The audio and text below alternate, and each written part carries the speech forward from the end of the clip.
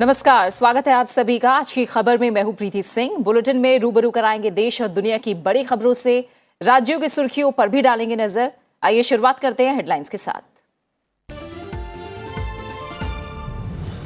हिंद प्रशांत क्षेत्र के लिए रचनात्मक एजेंडे के साथ आगे बढ़ रहा है क्वाड नेताओं के सम्मेलन में प्रधानमंत्री का संबोधन।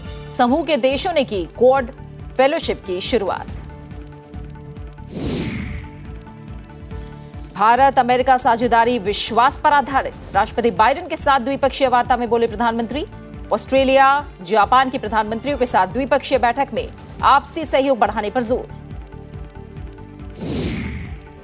सेवा क्षेत्र के लिए निर्यात पर अधिक ध्यान देने की जरूरत, दावोस में विश्व आर्थिक मंच की वार्षिक बैठक में वाणिज्य मंत्री का संबोधन। कहा, दुनिया के सबसे पसंदीदा निवेश स्थलों में से एक भारत। राज्यसभा की 57 सीटों पर होने वाले चुनाव के लिए अधिसूचना जारी। 31 मई तक नामांकन, जरूरत पड़ने पर 10 जून को होगा मतदान। और असम में बाढ़ की स्थिति में सुधार, 22 जिलों में 6.5 लाख से अधिक लोग सैलाब की चपेट में। खराब मौसम के कारण बाधित केदारनाथ यात्रा।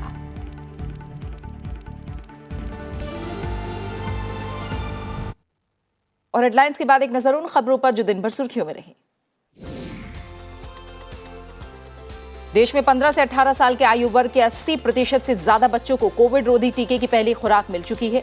3 जनवरी से 15 से 18 वर्ष की आयु वर्ग का टीकाकरण शुरू किया गया था। देश में कोविड रोधी टीके की दी जा चुकी हैं खुराक की कुल संख्या की बात करें तो 192 करोड़ 52 लाख से अधिक कुल खुराक हो चुकी है। स्वास्थ्य मंत्री मनसुख मांडविया ने टीकों और औषधि तक समान पहुंच सुनिश्चित करने के लिए समायोजी वैश्विक आपूर्ति श्रृंखला पर जोर दिया है। जिनेवा में विश्व स्वास्थ्य सभा के 75वें अधिवेशन को संबोधित करते हुए संगठन को और मजबूत करने की अपील की गई। बैठक में भारत ने अत्यधिक मृत्यु दर की रिपोर्ट पर WHO के हाल के कदम पर चिंता और निराशा जताई। राष्ट्रीय स्वास्थ्य प्राधिकरण ने अपने आयुष्मान भारत डिजिटल मिशन योजना के तहत Ayushman Bharat health account mobile application का नया संस्करण जारी किया है। 4 लाख से ज्यादा बार डाउनलोड इसे किया जा चुका है। यह ऐप पहले NDHM हेल्थ रिकॉर्ड्स ऐप के नाम से जानी जाती है। सार्वजनिक क्षेत्र की दूरसंचार कंपनी भारत संचार निगम लिमिटेड जून तक अपने 30,000 वाईफाई हॉटस्पॉट को PM वाणी ढांचे में स्थानांतरित करेगी। रेलवे पहले ही PM वाणी में करीब 100 रेलवे स्टेशनों को शामिल कर चुका है और अपने सभी हॉटस्पॉट को कवर करने जा रहा है। अधिकारियों के मुताबिक इससे पर्यटन, स्मार्ट शहरों और ग्रामीण क्षेत्रों को लाभ मिलेगा। पंजाब के मुख्यमंत्री भगवंत मान ने स्वास्थ्य मंत्री विजय सिंगला को भ्रष्टाचार के आरोपों के चलते मंत्रिमंडल से हटा दिया है। वहीं मोहाली कोर्ट ने गिरफ्तारी के बाद उन्हें 27 मई तक पुलिस रिमांड पर भेज दिया है।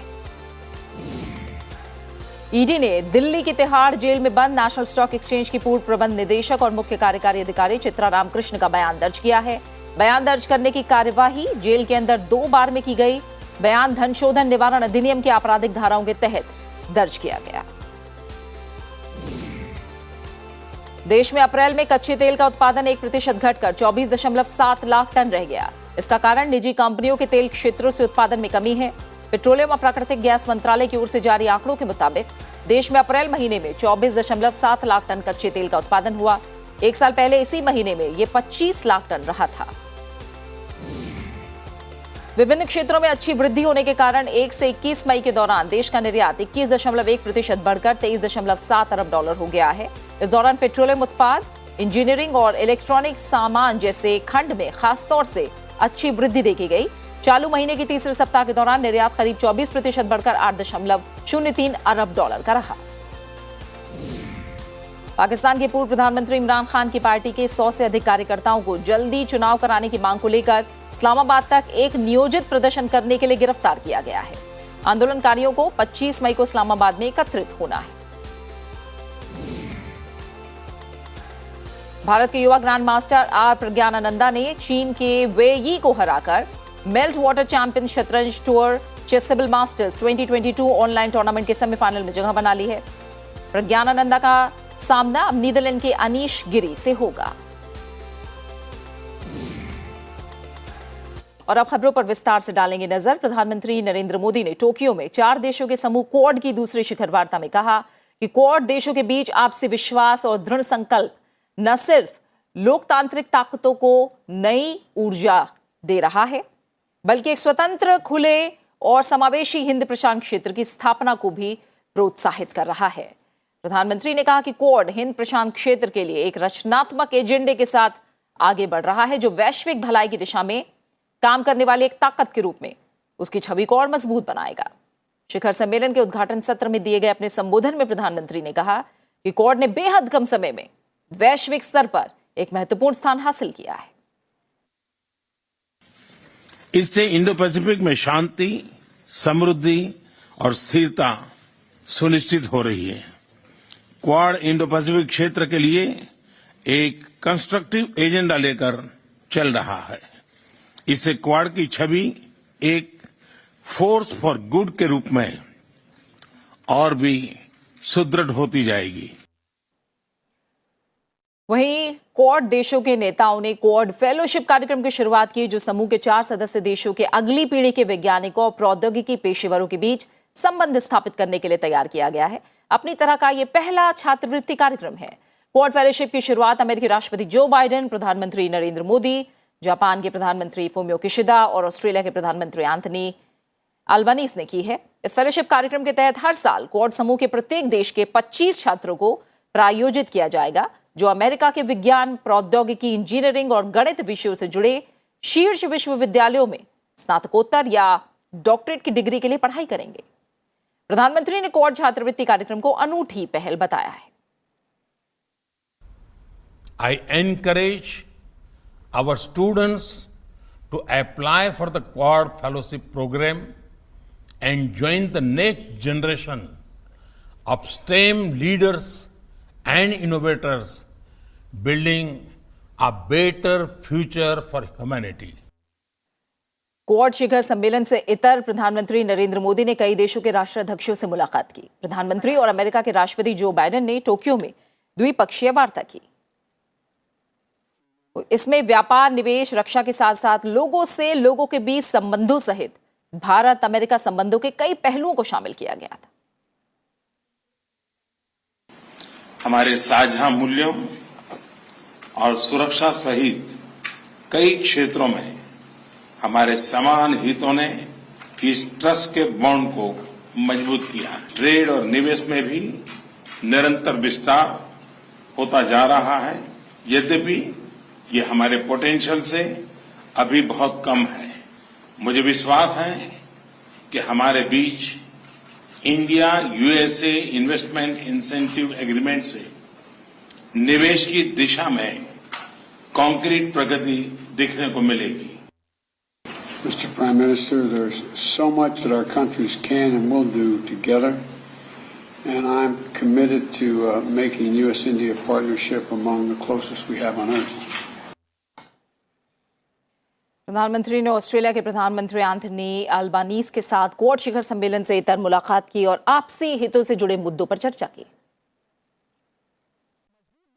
प्रधानमंत्री नरेंद्र मोदी ने जापानी समकक्ष फुमियो किशिदा से मुलाकात की और दोनों नेताओं ने भारत में रक्षा निर्माण और व्यापार और प्रौद्योगिकी समेत अलग अलग क्षेत्रों में सहयोग को आगे बढ़ाने के लिए आपसी साझेदारी के पूरे ढांचे पर व्यापक चर्चा की।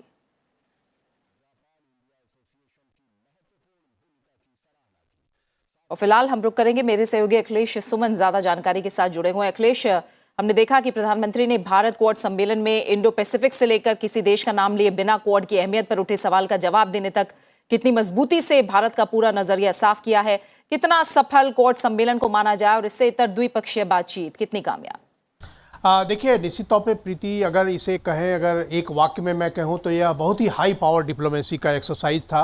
और ये हाई पावर डिप्लोमेसी में दुनिया के 4 महत्वपूर्ण देश हैं, अमेरिका, भारत, जापान और ऑस्ट्रेलिया, इन चारों के बीच में जो पिछले 2 दिनों से लगातार किसी न किसी तरीके से किसी न किसी फोरम पे लगातार बात हो रही थी, तो इससे साफ साफ जाहिर हो रहा था कि इन चारों देशों के बीच में एक तरीके की समानता है और विचारों की समानता है, उनके दुनिया के विश्व दृष्टिकोण के बारे में समानता है और किस तरह से आगे आने वाली चुनौतियां हैं कोरोना पश्चात विश्व में, उसके बारे में भी एक समानता है।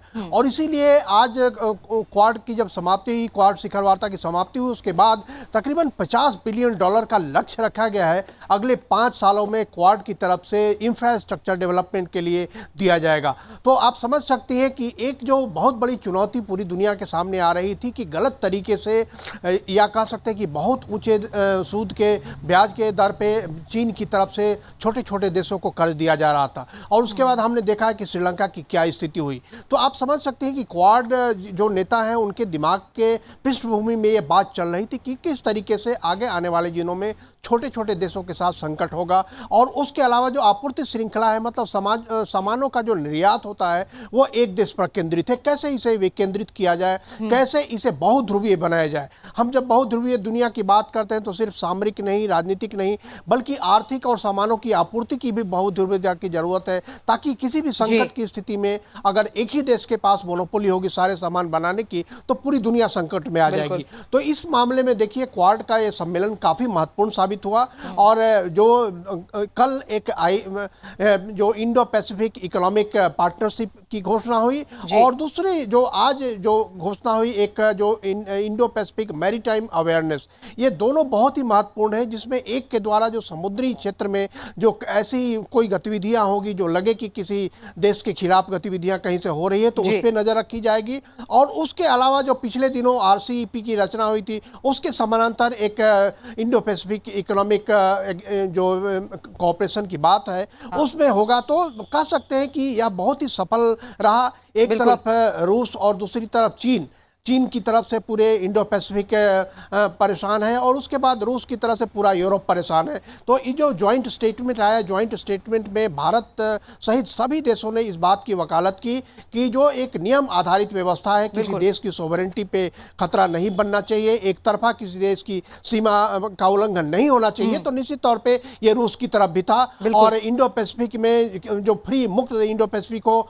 उसके बारे में जो संयुक्त बयान आया उसके निश्चित तौर पर चीन की तरफ था। तो कह सकते हैं कि एक पॉजिटिव एजेंडा के साथ क्वाड अब सामने आ गया है, और क्वाड को जो अभी तक यह समझा जाता था कि केवल सामरिक रणनीतिक गठबंधन है, निश्चित तौर पे उससे अलग एक आर्थिक गठबंधन, एक सहयोग का गठबंधन, और एक इस पूरे इलाके के छोटे छोटे देशों के सहयोग करने वाले गठबंधन के रूप में क्वाड उभरा है इस सम्मेलन के बाद। बहुत बहुत शुक्रिया अखिलेश सुमन आपका हमारे साथ जुड़ने के लिए, और इस सम्मेलन को लेकर तमाम बारीकियां क्या हासिलात रहे ये जानकारी हम तक पहुंचाने के लिए। खबरों में आगे बढ़ते हैं।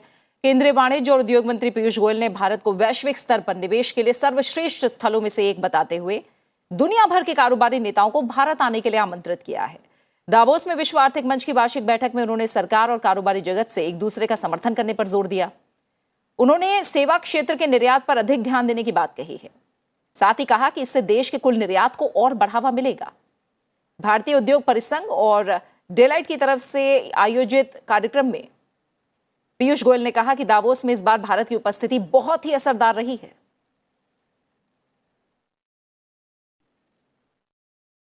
पंद्रह राज्यों की राज्यसभा की 57 सीटों पर होने वाले चुनाव के लिए अधिसूचना जारी होने के साथ ही नामांकन की प्रक्रिया शुरू हो गई है। 31 मई तक नामांकन दाखिल किए जा सकेंगे। नामांकन पत्रों की जांच 1 जून को होगी। जरूरत पड़ने पर मतदान 10 जून को होगा। उत्तर प्रदेश में 11 सीटें खाली हो रही हैं। वहीं तमिलनाडु, महाराष्ट्र से 6-6, बिहार से 5, आंध्र प्रदेश, राजस्थान और कर्नाटक से 4-4 सदस्य सेवानिवृत्त हो रहे हैं। मध्य प्रदेश और ओडिशा से 3-3 सीटें हैं। तेलंगाना, छत्तीसगढ़, पंजाब, झारखंड और हरियाणा से 2-2 और उत्तराखंड से 1 सदस्य सेवानिवृत्त हो रहे हैं। जिन सदस्यों का कार्यकाल समाप्त हो रहा है उनमें केंद्रीय मंत्री मुख्तार अब्बास नकवी, कांग्रेस के नेता अंबिका सोनी, जयराम रमेश और कपिल सिब्बल और बीएसपी के सतीश चंद्र मिश्र प्रमुख नाम हैं।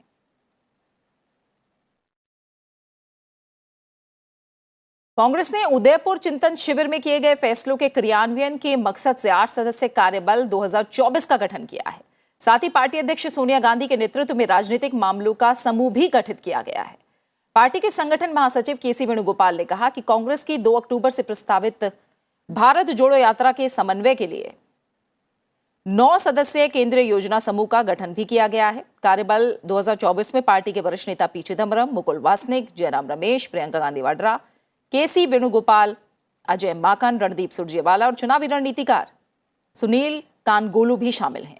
वहीं राजनीतिक मामलों के समूह में राहुल गांधी और कुछ अन्य वरिष्ठ नेताओं के साथ ही कांग्रेस के G23 के 2 अहम सदस्य गुलाम नबी आजाद और आनंद शर्मा को भी जगह मिली है। केंद्रीय योजना समूह में दिग्विजय सिंह, सचिन पायलट, शशि थरूर और कुछ अन्य नेताओं को शामिल किया गया है। ज्ञानवापी मस्जिद श्रृंगार गौरी से संबंधित मामले पर सुनवाई के लिए वाराणसी जिला अदालत ने 26 मई की तारीख तय की है। शासकीय अधिवक्ता राणा संजीव सिंह ने बताया कि अदालत ने सुप्रीम कोर्ट के आदेश के अनुसार मुकदमे की मेंटेनेबिलिटी पर सुनवाई के लिए 26 मई की तारीख मुकर्रर की है। उन्होंने बताया कि मुकदमा चलाने लायक है या नहीं, इस पर अदालत 26 मई को सुनवाई करेगी। अदालत ने कमीशन की कार्यवाही पर आपत्ति दाखिल करने के लिए दोनों पक्षों को 1 हफ्ते का समय दिया है। सुप्रीम कोर्ट की 3 सदस्यीय पीठ ने 20 मई को ज्ञानवापी मामले को वाराणसी के सिविल जज की अदालत से जिला जज के न्यायालय में स्थानांतरित करने का आदेश दिया था। सुप्रीम कोर्ट ने निर्देश दिए थे कि जिला जज 8 हफ्ते में अपनी सुनवाई पूरी करे।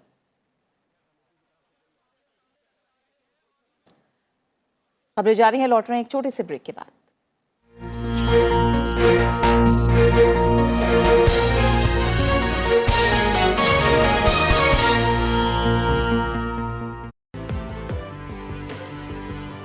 How do we get all the roads be monitored for different sectors, industries, traffic, and do it 24/7?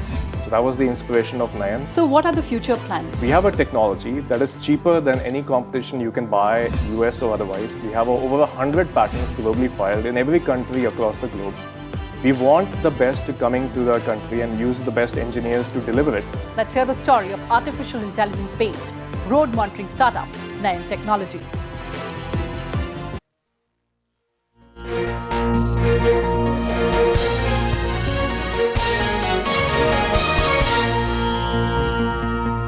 और अब राज्यों से जुड़ी तमाम बड़ी खबरें।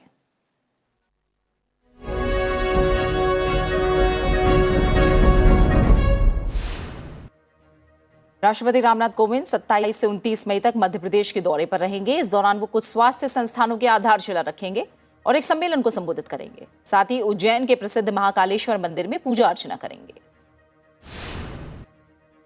प्रधानमंत्री नरेंद्र मोदी 28 मई को गुजरात में सहकारिता क्षेत्र के नेताओं को संबोधित करेंगे और एक मल्टी स्पेशलिटी अस्पताल को जनता को समर्पित करेंगे। आधिकारिक कार्यक्रम के मुताबिक प्रधानमंत्री राजकोट जिले की जसदान तालुका में अटकोट गांव में पटेल सेवा समाज की ओर से बनाए गए मल्टी स्पेशलिटी अस्पताल का उद्घाटन करेंगे। दिल्ली के मुख्यमंत्री अरविंद केजरीवाल ने 150 इलेक्ट्रिक बसों को हरी झंडी दिखाकर रवाना किया। उन्होंने कहा कि दिल्ली सरकार ने अगले 10 साल में इलेक्ट्रिक बसें प्राप्त करने के लिए 1,862 करोड़ रुपए आवंटित किए हैं। उत्तराखंड में हाल ही में संपन्न हुए विधानसभा चुनाव में आम आदमी पार्टी के मुख्यमंत्री उम्मीदवार रहे अजय कोठियाल ने बीजेपी का दामन थाम लिया है। देहरादून में मुख्यमंत्री पुष्कर सिंह धामी की मौजूदगी में वो बीजेपी में शामिल हुए। तमिलनाडु के मुख्यमंत्री एम के स्टालिन ने सलेम जिले के मेत्तूर में स्थित स्टेनली बांध से राज्य के डेल्टाई क्षेत्र में खेती के लिए पहली बार मई के महीने में पानी छोड़ा। इससे 4 लाख एकड़ कृषि भूमि में सिंचाई हो सकेगी। आमतौर पर 407 टीएमसी पानी 12 जून को छोड़ा जाता है। प्रधान न्यायाधीश एनवी रमन की अध्यक्षता वाले उच्चतम न्यायालय कॉलेजियम ने इलाहाबाद उच्च न्यायालय के 10 अतिरिक्त न्यायाधीशों को स्थायी न्यायाधीश नियुक्त करने के प्रस्ताव को मंजूरी दे दी है। कॉलेजियम ने 21 मई को हुई बैठक में यह निर्णय लिया। इसे शीर्ष अदालत की वेबसाइट पर अपलोड कर दिया गया है। दिल्ली हाईकोर्ट ने बीजेपी नेता तेजिंदर पाल सिंह बग्गा के उनके आवास से कथित अपहरण के मामले में प्राथमिकी रद्द करने की पंजाब पुलिस की याचिका पर दिल्ली पुलिस से जवाब तलब किया है। कोर्ट ने इस मामले में दिल्ली पुलिस, दिल्ली सरकार और बग्गा को नोटिस जारी किया। मामले की अगली सुनवाई 26 जुलाई को होगी। गिरफ्तार आईएएस अधिकारी पूजा सिंघल और अन्य की कथित संलिप्तता वाले धनशोधन मामले की जांच के सिलसिले में ईडी बिहार और झारखंड में करीब 7 जगहों पर ईडी ने छापे मारे। कार्रवाई धनशोधन रोकथाम कानून के आपराधिक धाराओं के तहत की गई है। उत्तराखंड में भारी बारिश और बर्फबारी के कारण केदारनाथ यात्रा सोनप्रयाग में रोक दी गई है। फाटा और गौरीकुंड से हेलीकॉप्टर सेवाएं भी अस्थायी रूप से निलंबित हैं। मौसम प्रशासन के लिए चुनौती बनता जा रहा है। हिमाचल प्रदेश में बारिश के साथ बर्फबारी हो रही है। लाहौल स्पीति के केलांग इलाके में ताजा बर्फबारी से तापमान में गिरावट आई है। मौसम विभाग ने कई जिलों में बारिश, ओलावृष्टि और आंधी की चेतावनी दी है।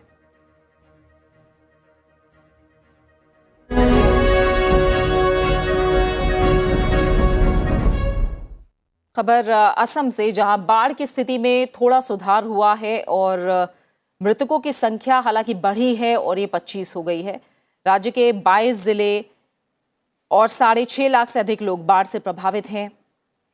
राज्य में नागांव सबसे बुरी तरह प्रभावित है, जहां 3.5 लाख से अधिक लोग बाढ़ की चपेट में हैं।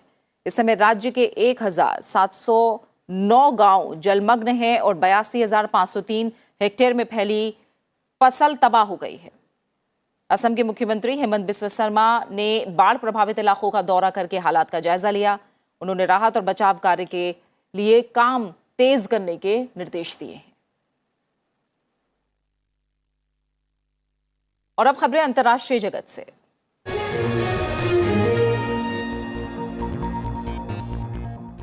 अमेरिकी विकास एजेंसी यूएसएड ने श्रीलंका के लोगों की मदद करने का वादा किया है।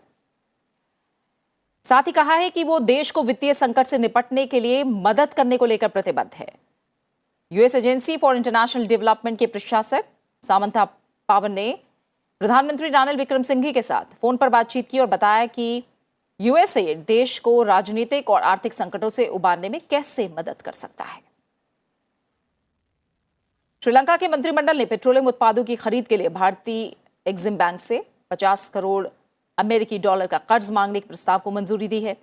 आर्थिक संकट से जूझ रहे श्रीलंका ने पेट्रोल की कीमतों में 24.3% और डीजल की कीमतों में 38% से ज्यादा की बढ़ोतरी की है। 19 अप्रैल के बाद ईंधन की कीमतों में यह दूसरी बढ़ोतरी है। पेट्रोल की कीमत 420 रुपए प्रति लीटर और डीजल की कीमत 400 रुपए प्रति लीटर होगी, जो अब तक का उच्चतम स्तर है। वहीं श्रीलंका दवाओं की कमी से भी जूझ रहा है, जिस वजह से स्वास्थ्य प्रणाली कमजोर हो गई है। अस्पताल में मरीजों का इलाज नहीं हो पा रहा है। दवा और चिकित्सा उपकरण की कमी की वजह से अस्पताल जीवन रक्षक प्रक्रियाओं को स्थगित करने के लिए मजबूर हैं। अमेरिका के रक्षा मंत्री लॉयड ऑस्टिन ने कहा है कि दुनिया भर के करीब 50 नेताओं ने यूक्रेन को और अधिक उन्नत हथियार भेजने पर सहमति जताई है, जिसमें एक हार्पून लॉन्चर और कुछ मिसाइलें भी शामिल हैं। अमेरिका ने युद्ध से पहले यूक्रेन में मौजूद अपने कुछ सैनिकों को वापस बुला लिया था और युद्ध क्षेत्र में अपने सैनिक भेजने की उसकी कोई योजना नहीं है। मार्क मिले की टिप्पणियों ने संभावना को बल दिया है कि सेना दूतावास की सुरक्षा या किसी अन्य गैर लड़ाकू भूमिका के लिए वापस आ सकती है। इस बीच यूक्रेन के राष्ट्रपति वोलोदिमीर ज़ेलेंस्की ने दावा किया है कि राजधानी कीव से 55 किलोमीटर उत्तर में स्थित देसना शहर में पिछले कुछ हफ्ते हुए रूसी हमले में 87 लोग मारे गए हैं। साथ ही उन्होंने कहा कि चेरनिहाइव क्षेत्र में आने वाले देसना में मलबा हटाने का काम पूरा कर लिया गया है और 24 फरवरी से लेकर अब तक रूसी सेना यूक्रेन पर 1474 मिसाइल हमले कर चुकी है, जिसमें 2275 अलग अलग मिसाइलों का इस्तेमाल किया गया है। और इसी के साथ फिलहाल इस बुलेटिन में इतना ही। जाते जाते आपको छोड़ जाते हैं आर्ट को बढ़ावा देने के लिए पश्चिम बंगाल के सिलीगुड़ी में आयोजित पेंटिंग प्रदर्शनी की झलकियों के साथ। फिलहाल अपना अच्छे से ख्याल रखिए और मुझे दीजिए इजाजत। नमस्कार।